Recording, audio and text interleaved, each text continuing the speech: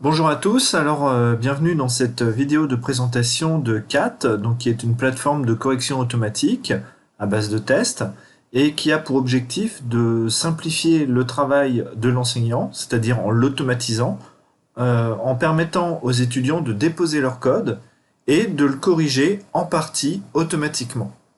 Donc dans cette vidéo, je vais vous présenter tout d'abord le point de vue de l'étudiant, et ensuite le point de vue de l'enseignant.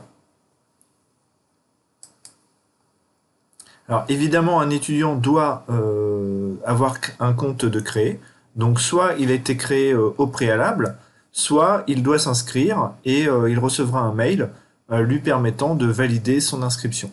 Donc là, l'étudiant a déjà été créé par une cohorte et je vais me connecter avec son... Voilà.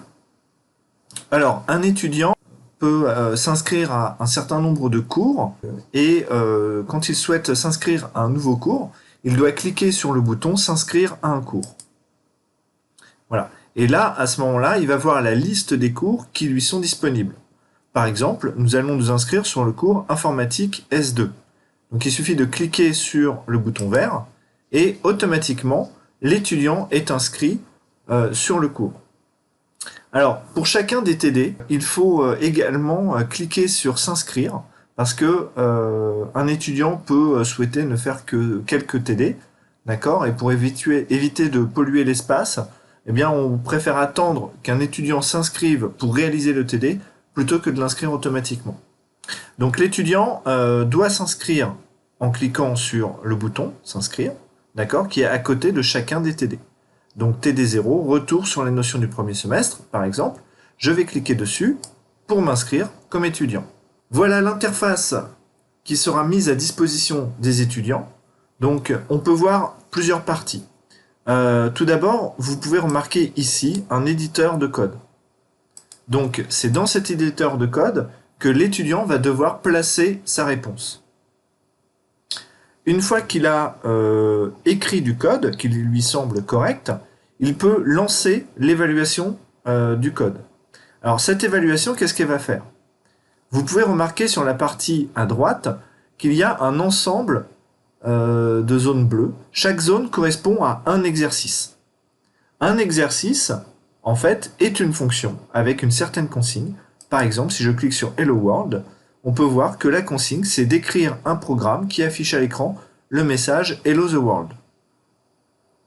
Modifiez ensuite ce programme en écrivant une fonction qui affiche à l'écran le message Hello the World et en appelant cette fonction depuis votre fonction principale. Voilà. Et le prototype est donné. Donc ce prototype, c'est très important. L'étudiant est obligé de le respecter. Si l'étudiant ne respecte pas le prototype, nous ne pourrons pas détecter qu'il a tenté de réaliser l'exercice, et donc son exercice sera considéré comme non traité. Alors, je vais reprendre donc le prototype de cette fonction, et je vais commencer à écrire du code comme un étudiant de première année. Donc là, la consigne, c'est de réaliser uniquement un affichage, et cet affichage, ça doit être Hello the World. Alors évidemment, l'affichage doit correspondre exactement à ce qui est attendu à l'espace près. D'accord? Donc il faut faire attention à ça, il faut être assez précautionneux. Mais d'un autre côté, ça impose aux étudiants de respecter scrupuleusement une consigne.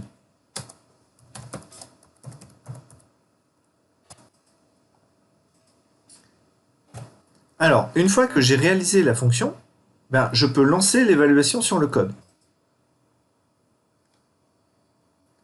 Et là, vous voyez que le programme a bien détecté que j'avais écrit une fonction qui s'appelle Hello the World, et cette fonction a été exécutée, et le résultat correspond à ce qui était attendu. Alors ensuite, il y a une fonction qui s'appelle somme deux entiers, d'accord, qui doit retourner la somme de deux entiers A et B passés en argument. Dans la consigne, il est dit que la fonction doit être appelée depuis la fonction principale. Alors, je vais réaliser un appel à la fonction somme deux entiers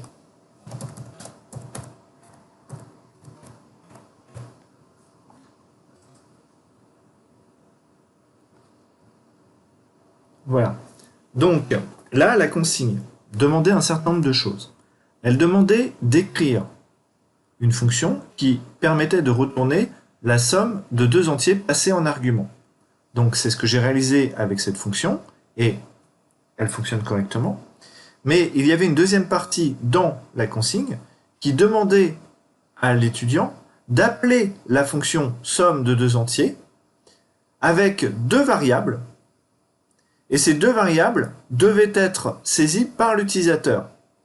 Donc il a fallu faire appel deux fois à la fonction scanf pour rentrer le premier entier dans une variable, rentrer le deuxième entier dans une seconde variable, et ensuite appeler la somme de deux entiers grâce aux deux variables.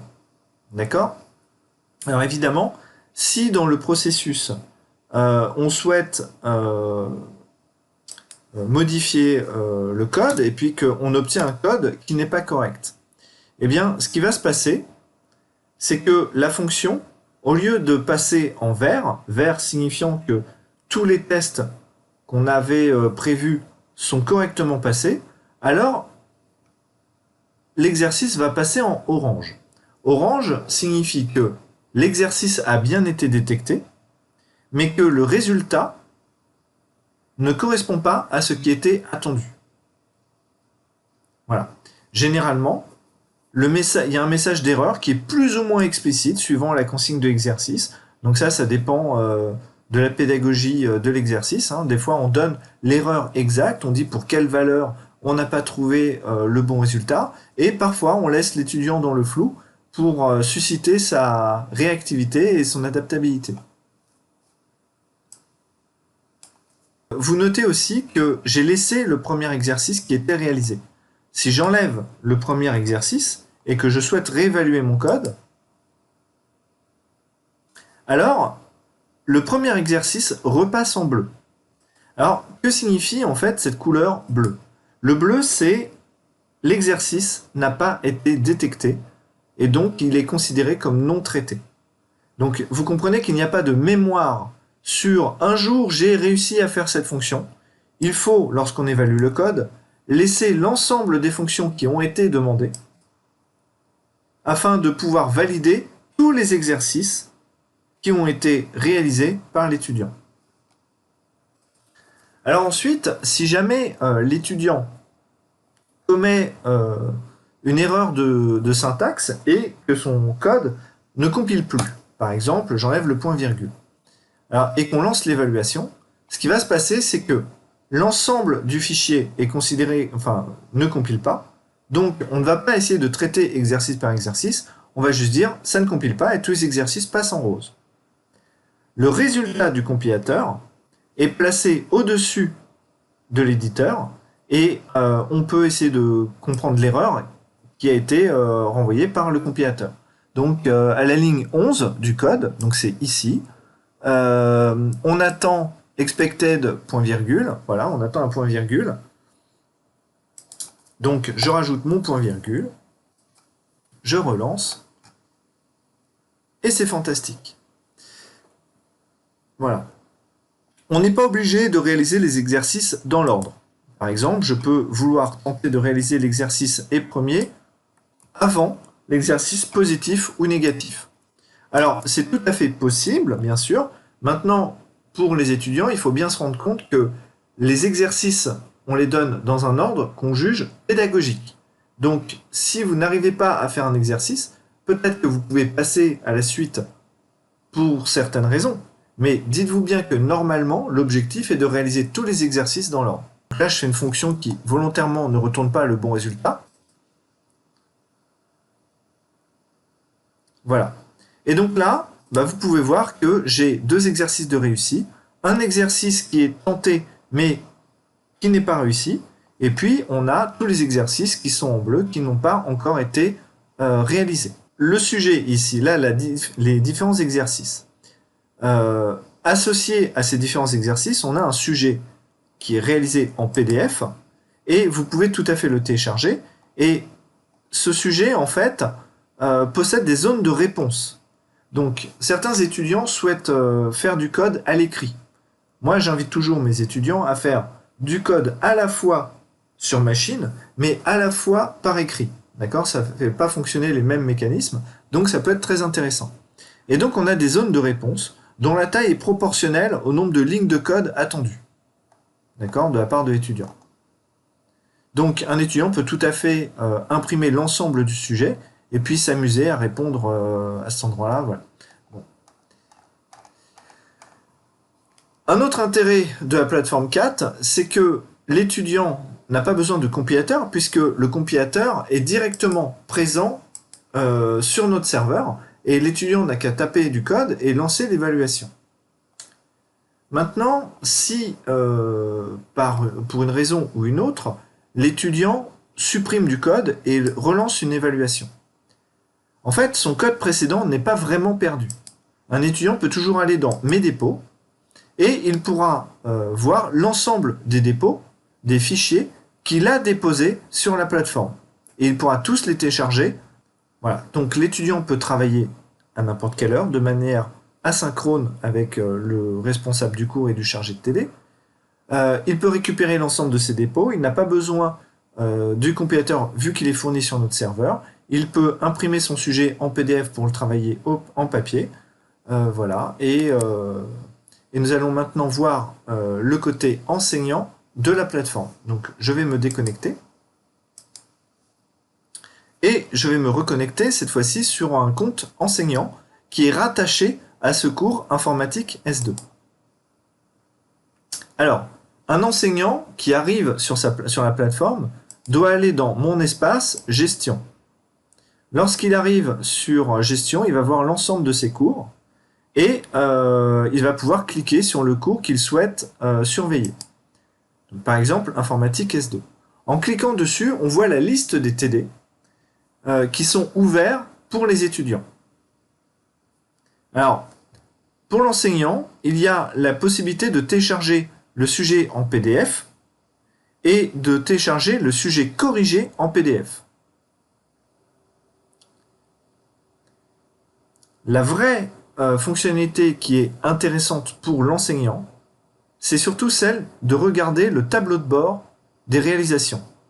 Donc lorsqu'on va cliquer sur cette flèche, là on va voir, pour chaque étudiant inscrit au TD, l'ensemble de ses réalisations. D'accord? Donc là, il n'y a qu'un seul enseignant, enfin un seul étudiant qui est inscrit, mais si on avait 5 étudiants, on aurait un premier ici, puis la ligne d'après, ça aurait été un deuxième, un troisième, un quatrième, un cinquième. Bien sûr, s'il y a un grand nombre d'étudiants, on peut tout à fait sélectionner un groupe. Donc là, pour le moment, il n'y a pas de groupe de TD qui a été réalisé, mais si les groupes ont été assignés, alors on peut filtrer les étudiants qui correspondent uniquement à un groupe de TD. Et alors, là, quand on regarde le code, enfin le travail réalisé par l'étudiant, on peut tout de suite voir l'ensemble de la réalisation de l'étudiant. En bleu, la liste des exercices non traités. En vert, la liste des exercices réussis, en tout cas qui passent les tests. Alors, pour les enseignants, attention, certes, en vert, on peut accorder une certaine confiance à l'exercice parce qu'il a passé l'ensemble des tests, donc a priori, il est bon. Mais parfois, il convient quand même de vérifier le code des étudiants parce que un étudiant peut trouver une manière très alambiquée de répondre à un exercice alors qu'une solution beaucoup plus simple était possible. Donc là, notre rôle, c'est de les guider sur la réalisation d'un code qui sera plus efficace. Et on peut voir aussi l'ensemble des exercices qui ont été traités mais non réussis. Alors, pour faciliter le travail de l'enseignant, lorsqu'on souhaite vérifier le travail d'un étudiant, on peut cliquer sur l'exercice. D'accord? Donc la somme 2 entiers, par exemple, je vais cliquer dessus. Et sur la partie gauche, on peut voir le code de l'étudiant et sur la partie droite, le code de la correction. Alors là, les deux codes sont identiques. Il se trouve que c'est moi qui ai fait la correction, donc j'ai fait le code de manière identique. Mais on ne vérifie pas que le code de l'étudiant correspond à la lettre près à la correction, bien entendu. Hein.